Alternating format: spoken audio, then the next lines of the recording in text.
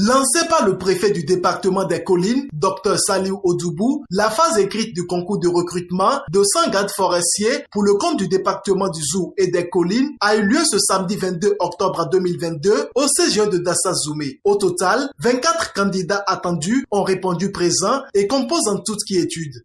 Aujourd'hui, nous sommes là dans le cadre de la phase écrite du concours de recrutement de 100 gardes forestiers au profit de l'administration forestière. Dans ce centre, tout s'est bien passé. Nous venons de procéder au lancement. Actuellement, les candidats ont commencé par composer et nous sommes retirés de la salle. On peut dire qu'il n'y a aucun incident et nous souhaitons bonne chance à tous les candidats du Bénin. Je pense que chacun d'eux pourra tirer son épingle du jeu pour qu'à la fin, on puisse avoir 100 gardes forestiers recrutés.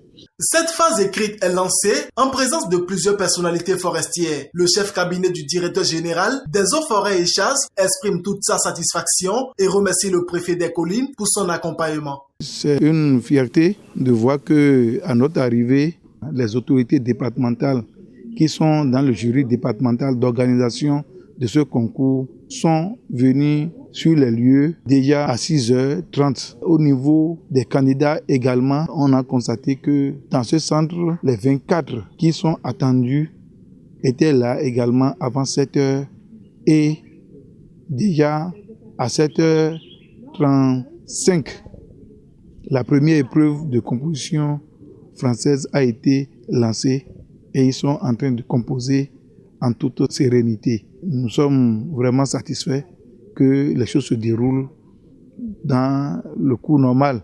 Toutes les conditions sont réunies pour le bon déroulement de ce recrutement au profit de l'administration forestière. Le lieutenant-colonel Amandine Nido Assoba Deleke, adjointe du chef de l'inspection forestière des Collines, nous parle de l'ambiance du déroulement et précise les différentes matières de composition. À l'entame, nous avons vérifié toutes les conditions, l'identité des candidats, la salle si c'est bien apprêté. Après ça, le comité départemental a eu à faire un briefing par rapport à tout ce qui va se passer. Chez nous, les épreuves sont venues dans une cantine bien scellée et ça a été vérifié. Et après, nous sommes venus au niveau de la salle pour voir les candidats déjà assis. On leur a rappelé un certain nombre de règles pour qu'ils évitent des dérapages. Juste après ça, le préfet a procédé à l'ouverture de la cantine, à l'ouverture des épreuves devant tout le monde.